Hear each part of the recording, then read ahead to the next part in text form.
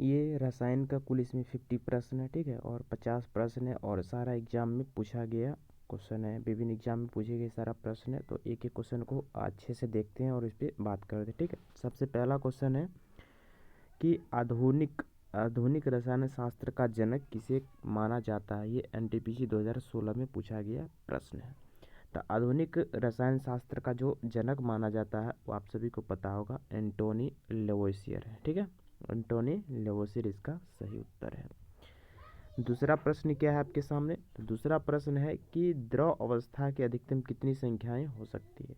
तो द्रव अवस्था की जो अधिकतम संख्या जो हो सकती है यह 5 होती है। कितनी होती है? 5 होती है, ठीक है। द्रव की अवस्थाओं की अधिकतम संख्या याद रखिएगा 5, ठीक है। अगली प्रश्न देखिए। अगला क्वेश्चन है कि सामान्यतः द्रव्य की अवस्थाओं के भौतिक वर्गीकरण में डैश अवस्था शामिल नहीं होती है। तो द्रव्य की अवस्थाओं के भौतिक वर्गीकरण में जो शामिल नहीं होते हैं वो कौन सा नहीं होते, तो गैस, द्रव और ठोस ये तो होते ही हैं सामान्यतः द्रव की अवस्था में, लेकिन ये कोलाइडल जो है ये नहीं होती है। तो ऑप्शन नंबर जो ए होगा ये इसका सही उत्तर होगा। और ये एनटीपीसी 2017 में पूछा गया प्रश्न है।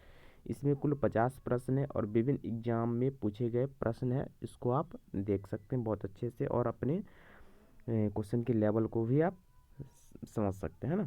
तो वीडियो को पूरा देखिएगा जिससे कि आप सारा क्वेश्चन को समझ पाइएगा। चलिए अगला क्वेश्चन है क्वेश्चन नंबर 4 कि पदार्थ की उन अवस्थाओं में से एक जो बहुत बहुत ही कम घनत्व वाली गैस को अत्यंत कम तापमान के तहत ठंडा करके प्राप्त होती है।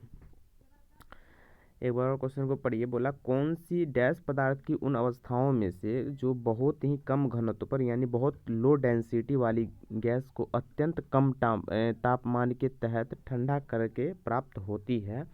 तो इसका आंसर क्या हो जाएगा?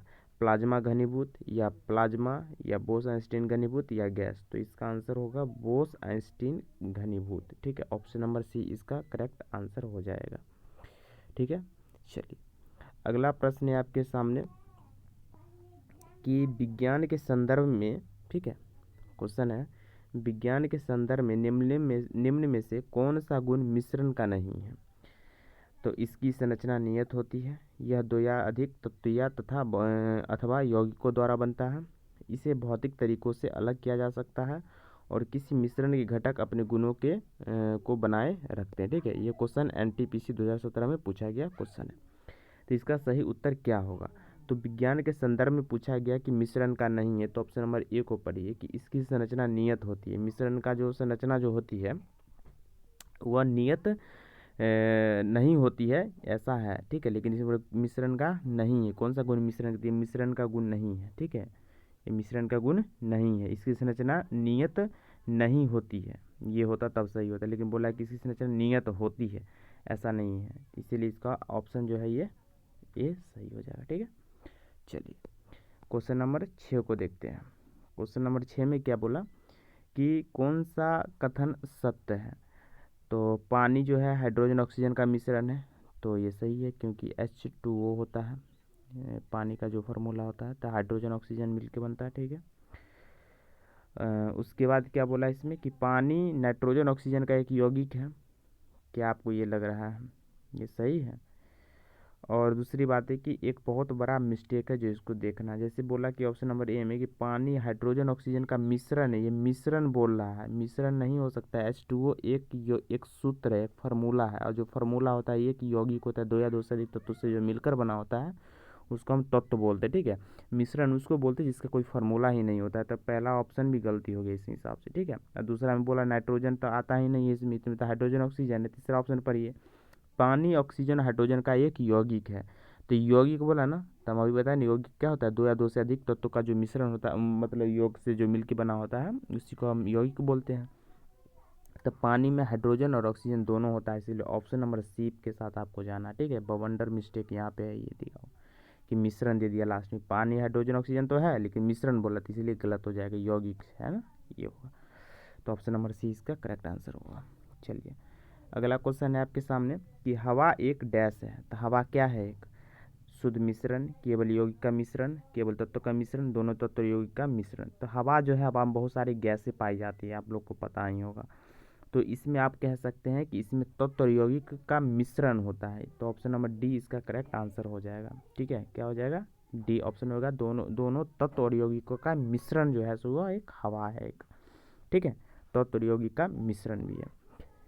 तो चलिए अगला प्रश्न देख लेते हैं। क्वेश्चन नंबर 8 को देख लेते हैं। ठीक है, किसी तत्व का परमाणु भार ज्ञात करने के लिए निम्नलिखित में से किसके साथ उस तत्व के परमाणु भार की तुलना की जाती है? ठीक है, तो इस क्वेश्चन का आंसर आपको बताना है। ठीक, किसी तत्व का परमाणु भार ज्ञात करने के लिए निम्नलिखित में से किसके साथ उस तत्व के परमाणु भार की तुलना की जाती है? तो इसका आंसर जो होगा आपके साथ होगा, ये होगा हाइड्रोजन। क्या होगा? हाइड्रोजन होगा। हाइड्रोजन क्या है? पहले स्थान पे आता है, उसका परमाणु क्रमांक भी एक होता है, परमाणु भार भी एक ही होता है। तो आपको याद रखना है। ठीक है, चलिए अगला क्वेश्चन देख लेते हैं। Question number 9, CO2 carbon dioxide के एक मोल में कितने परमाणु होते हैं? ठीक है, कितने परमाणु होते हैं ये पूछा जा रहा है। तो आपको ध्यान रखना है, कार्बन डाइऑक्साइड के एक मोल में जो होते हैं 6 × 10⁻23 कार्बन परमाणु होते हैं। ठीक है, कितने होते हैं? 6 × 10⁻23 कार्बन परमाणु होते हैं। बिहार SSC 2016 में पूछा गया ये प्रश्न है। ठीक है, चलिए प्रश्न संख्या 10 पे बात करते हैं। इसमें क्या बोला कि इसमें 6 × 10⁻23 परमाणु नहीं है। किसमें नहीं है ये आपको बताना है। तो 1 ग्राम हाइड्रोजन, किसी चीज़ का 1 ग्राम हाइड्रोजन का परमाणु संख्या तो कितना होता है? 1 होता है, उसका परमाणु भार भी 1 होता है। तो 1 ग्राम में तो इतना 6 × 10⁻23 परमाणु हो जाएगा। 35.5 ग्राम क्लोरीन का परमाणु संख्या होता है 17, उसका परमाणु भार होता है 35.5। तो इसका 1 मोल हो गया, तो 1 मोल में 6 × 10⁻23 परमाणु आ जाएगा, ये भी सही है। 10 ग्राम नाइट्रोजन का कितना होता है? तो hydrogen helium beryllium boron carbon nitrogen. तो नाइट्रोजन का कितना होता है? नाइट्रोजन का 7 होता है। ठीक है, तो यहाँ क्या बोला कि 10 ग्राम नाइट्रोजन बोला है। क्या बोला है? 10 ग्राम नाइट्रोजन बोला है। तो इसमें 6 × 10⁻23 परमाणु हो जाएगा। और बात करेंगे ऑप्शन नंबर डी का, तो 6 ग्राम कार्बन। तो कार्बन का तो परमाणु संख्या कितनी होती है? 6 होता है ना, और उसका परमाणु भार 12 होता है, लेकिन इसमें 6 ग्राम बोला, इसीलिए इसका आंसर जो होगा डी इसका आंसर हो जाएगा। क्या हो जाएगा? डी इसका करेक्ट आंसर हो जाएगा, है ना। तो इसको ध्यान रखिएगा। चलिए अगला प्रश्न है कि सोडियम 23, यानी सोडियम का परमाणु भार जो है ना वो 23 है, कि 46 ग्राम में परमाणु की संख्या कितनी होनी चाहिए ये बोला गया। ठीक है, तो 46 ग्राम में परमाणु की संख्या कितनी होगी? तो यानी कि 23 है तो 1 N हो जाएगा। ठीक है, और यहाँ पे 46 हो गया यानी डबल हो गया, तो यहाँ पे इसका आंसर क्या हो जाएगा? 2N हो जाएगा। क्या हो जाएगा? 2N हो जाएगा इसका आंसर। ठीक है, यानी N का मतलब क्या होता है? एवोगाद्रो नियतांक होता है। ठीक है, इसका एक वैल्यू होता है जो आप ऊपर देखे हैं, तो ये 2N इसका आंसर हो जाएगा। अगला क्वेश्चन है आपके सामने कि पदार्थ का परमाणविक सिद्धांत सर्वप्रथम किसने प्रस्तावित किया था? तो पदार्थ का परमाणविक सिद्धांत जो है वह किसके द्वारा किया गया था? तो ये आपको ऑप्शन दिया गया, इसमें से बताना है इसका सही आंसर क्या है। तो पदार्थ का परमाणविक सिद्धांत जो दिया गया, ध्यान रखिएगा सिद्धांत के बारे में पूछा जा रहा है, तो सबसे पहले जो देने वाले थे वह जॉन डाल्टन ही थे। ठीक है, तो परमाणविक सिद्धांत जो है वह जॉन डाल्टन के द्वारा दिया गया था। अगला क्वेश्चन क्या है ये देख लीजिए। अगला क्वेश्चन है कि किसी परमाणु के लिए प्लम पुडिंग मॉडल किसके द्वारा दिया गया था? तो प्लम पुडिंग जो मॉडल है वो जो दिया गया था वो जे थॉमसन के द्वारा दिया गया था। CDS 2017 में पूछा गया प्रश्न है। तो प्लम पुडिंग मॉडल जो है वह जे थॉमसन के द्वारा दिया गया था। चलिए अब आगे हम देख लेते हैं। ठीक है, प्रश्न संख्या 14 देखते हैं। तो इसमें क्या बोला गया कि एक परमाणु के 3 आधारभूत अवयव कौन से हैं? तो एक परमाणु के 3 आधारभूत अवयव जो होते हैं उसमें क्या क्या होते हैं आप सभी जानते होंगे कि एक प्रोटॉन, एक न्यूट्रॉन और एक इलेक्ट्रॉन होते हैं। तो कहाँ है? ऑप्शन नंबर बी में है। ठीक है, तो इसीलिए प्रश्न का उत्तर जो होगा वो बी होगा। एसएससी कहाँ पूछा गया देख रहे हैं ना, एसएससी के एग्जाम में पूछा गया। चलिए अगला प्रश्न है आपके सामने कि द्रव्यमान संख्या किसका योग है। तो द्रव्यमान संख्या जो होते हैं, तो जैसे कि हम बात करेंगे यहाँ पे एक हम ले लेते हैं तत्व को, सोडियम को ले लिए Na। ठीक है, इसका है 11 है परमाणु क्रमांक और परमाणु द्रव्यमान है 23। ठीक है, तो 11 जो है ये जो आप देख रहे हैं, ठीक है, एक मिनट में फिर से लिख रहा हूँ ना, देखिएगा ये सोडियम हम लिखे। ठीक है, सोडियम का Na होता है आप लोग जानते ही हैं।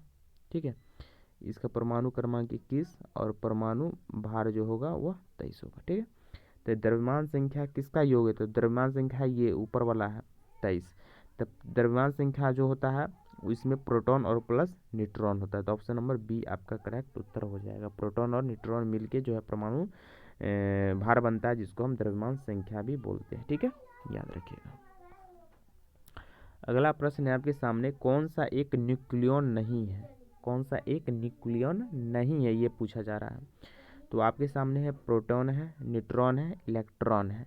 तो न्यूक्लियन में तो ये सभी चीज़ें आ जाती हैं, ध्यान से पढ़िएगा इसको कि बोला कौन सा न्यूक्लियन नहीं है। अच्छा, न्यूक्लियन नहीं है ये पूछा जा रहा है ना, तो इसमें जो होगा वह इलेक्ट्रॉन नहीं होगा, क्योंकि इलेक्ट्रॉन बीच में न्यूक्लियन न्यूक्लियस में नहीं होता है। ठीक है, इसीलिए इसका आंसर जो होगा सी ही हो जाएगा। ठीक है, प्रोटॉन न्यूट्रॉन और पॉजिट्रॉन तो हो ही जाएगा, लेकिन इलेक्ट्रॉन नहीं होगा, क्योंकि न्यूक्लियन के अंदर प्रोटॉन इलेक्ट्रॉन नहीं आता। इलेक्ट्रॉन जो होता है, जैसे कि हम यहाँ पे लिखेंगे, जैसे अभी सोडियम लिखे तो सोडियम में नीचे 11 आता है, तो 11 जो है ना यही दिखाता है किसको? इलेक्ट्रॉन को दिखाता है। ठीक है, कि इलेक्ट्रॉन भी इसमें कितना 11 थी, 11 बीच में न्यूक्लियस में थोड़ी होता है। जैसे कि ये सेल है, तो इलेक्ट्रॉन तो बाहरी कक्षा में होता है, आप लोगों को पता है कि इलेक्ट्रॉन जो होगा वह कहाँ होगा? बाहरी कक्षा में होगा। अब प्रोटॉन प्लस न्यूट्रॉन इस न्यूक्लियस में होता है, बीच में होता है, इसीलिए इसका आंसर जो हो इलेक्ट्रॉन जो होगा ऑप्शन नंबर सी जो है इसका सही उत्तर हो जाएगा। कि कौन सा एक न्यूक्लियन नहीं है, तो इलेक्ट्रॉन नहीं होगा। ठीक है, इलेक्ट्रॉन की खोज किसने की थी आप सभी को पता ही है। ठीक है, तो इलेक्ट्रॉन की खोज करने वाले जो थे वो कौन थे? तो जे थॉमसन थे। ठीक है, और प्रोटॉन का गोल्डस्टीन, इलेक्ट्रॉन का जे थॉमसन और न्यूट्रॉन का चैडविक। ठीक है, ध्यान रखिएगा। कहीं कहीं पे प्रोटॉन का रदरफोर्ड भी रहता है, तो ये भी आपको ध्यान रखना है। ठीक है, उसके बाद है आपके सामने प्रश्न क्या है, उसके बाद प्रश्न है आपके सामने, सो देखिएगा इसको अच्छे। चलिए अगला प्रश्न जो है इसको देखिए, है ना। अगला प्रश्न क्या है? तो अगला प्रश्न है कि इलेक्ट्रॉन की खोज किसने की थी। तो इलेक्ट्रॉन की जो खोज करने वाले जो थे वो थे कौन? तो जे थॉमसन थे, जो आंसर हम बताएंगे। ठीक है, चलिए अगला प्रश्न है कि एक इलेक्ट्रॉन क्या है। तो एक इलेक्ट्रॉन जो है वो है, इसका ऑप्शन बहुत बराबर है, इसको पढ़ना पड़ेगा पूरा अच्छे से। ठीक है, चलिए। तो एक इलेक्ट्रॉन जो होता है नेट आवेश के साथ एक उपपरमाणविक कण जो उदासीन है, नहीं उदासीन कहाँ से होगा, नेट आवेश के साथ एक उपपरमाणविक कण जो सकारात्मक है, सकारात्मक का मतलब पॉजिटिव कह रहा है, तो ये भी नहीं होगा। नेट आवेश के साथ एक उपपरमाणविक कण जो नकारात्मक है, यस, इलेक्ट्रॉन निगेटिव ही होता है ना, तो इसीलिए इसका आंसर ऑप्शन नंबर सी होगा। अगला क्वेश्चन है कि जिन पदार्थों को जिन एक परमाणु कणों में सामान्य उप परमाणु कणों से विपरीत गुण होते हैं उन्हें किस नाम से जाना जाता है। जिन एक परमाणु कणों में सामान्य उप परमाणु कणों से विपरीत गुण जो होते हैं उसको हम किसका नाम से जानते हैं। तो आप सभी को पता होगा कि उसको हम प्रतिकण बोलते हैं। क्या बोलते हैं? प्रतिकण। अगला प्रश्न है कि इलेक्ट्रॉन का एंटी पार्टिकल जो होता है वह क्या होता है। तो इलेक्ट्रॉन का एंटी पार्टिकल को हम पॉजिट्रॉन बोलते हैं। क्या बोलते हैं? पॉजिट्रॉन बोलते हैं। प्रश्न संख्या 21 में किसी पदार्थ में मुक्त डैश की उपस्थिति से उसे विद्युत का सुचालक बनाती है। तो उसमें किसकी प्रवाह से? तो इलेक्ट्रॉन की उपस्थिति से। किसकी उपस्थिति से? इलेक्ट्रॉन की उपस्थिति से उसे विद्युत का सुचालक बनाती है। न्यूट्रॉन की खोज किसने की थी? अभी हम बता दिए थे, तो ऑप्शन नंबर ए, न्यूट्रॉन की खोज चैडविक। रदरफोर्ड प्रोटॉन का, ठीक है, प्रोटॉन का, और न्यूट्रॉन का चैडविक। ठीक है, याद रखिएगा इसका। उसके बाद अगला प्रश्न है, कन बेसौन नाम का जो संबंध किस नाम से है। तो कन बेसौन जो देने वाले जो थे वो कौन थे, तो वो थे आपका एस.एन. बोस थे। कौन थे, एस.एन. बोस। ठीक है, एस.एन. बोस थे। तो ऑप्शन नंबर बी करेक्ट हो जाएगा। निम्न में से कौन सा कथन सही है, कौन सा कथन सही है ये पूछा जा रहा है। ठीक है, इसको पढ़िए। तो इसमें बोला कि किसी परमाणु के नाभिक में केवल इलेक्ट्रॉन विद्यमान होते हैं ना, नाभिक में इलेक्ट्रॉन थोड़ी थी, इलेक्ट्रॉन प्लस प्रोटॉन दोनों होते हैं। परमाणु के नाभिक में इलेक्ट्रॉन और प्रोटॉन दोनों विद्यमान होते हैं। यस, ये सही है, ऑप्शन नंबर बी। एक परमाणु के नाभिक में केवल न्यूट्रॉन विद्यमान होते हैं ना, एक परमाणु के नाभिक में प्रोटॉन न्यूट्रॉन दोनों होते हैं ना, प्रोटॉन, एक मिनट, इलेक्ट्रॉन प्रोटॉन दोनों विद्यमान होते हैं, नहीं नहीं नहीं, ये भी गलती है, बी ऑप्शन गलती है, मिस्टेक हो गया था। इलेक्ट्रॉन कहाँ से आएगा नाभिक में, इलेक्ट्रॉन नहीं होगा, न्यूट्रॉन और प्रोटॉन होगा। तो ये ऑप्शन नंबर आपका जो है ना, ये डी आपका करेक्ट हो जाएगा। डी को पढ़िए। एक परमाणु के नाभिक में प्रोटॉन है और उसमें न्यूट्रॉन है, तो ये दोनों होता है, ये सत्य है। तो कथन सही ही पूछा है ना, तो ऑप्शन नंबर डी होगा। अगला प्रश्न है आपके सामने, कौन सा एक सही नहीं है। तो विभिन्न तत्वों के परमाणु की द्रव्यमान संख्याएं समान हो सकती है। क्या बोला, कौन सा एक सही नहीं है, जो सही नहीं है उसको चुनना है, जो सही है उसको नहीं चुनना है, ध्यान से। तो ये सही है, किसी विभिन्न तत्व के जो परमाणु की द्रव्यमान संख्याएं समान हो सकती है। ठीक है, ये बात सत्य है। किसी तत्व के परमाणु की द्रव्यमान संख्याएं भिन्न भिन्न हो सकती है। तो किसी तत्व के परमाणु की द्रव्यमान संख्या भी भिन्न भिन्न हो सकती है। ठीक है, ये भी सत्य है। किसी तत्व के, आगे क्या बोला इसको पढ़िए, डी सी डी ऑप्शन। किसी तत्व के सभी परमाणु प्रोटॉन की संख्या समान होती है, ये भी सत्य है, प्रोटॉन की संख्या भी समान हो सकती है। किसी तत्व के सभी परमाणु न्यूट्रॉन की संख्या सदैव समान होती है, सदैव लिख दिया ना, सदैव नहीं हो सकता है, सदैव नहीं हो सकता यानी गलत है, तो इसका आंसर ही हो जाएगा ऑप्शन नंबर डी। CDS में पूछा गया प्रश्न था। ठीक है, तो कुल इसमें 25 प्रश्न है और 25 प्रश्न आपको नेक्स्ट वीडियो में देखने को मिलेगा। तो आप दूसरा वीडियो इसके लिए आप देख सकते हैं, सेकंड वाली। ठीक है, जिसमें कुल 25 प्रश्न है, अगले में 25 में उसमें मैं करवा देता हूँ। ठीक है, चलिए मिलते हैं नेक्स्ट वीडियो में।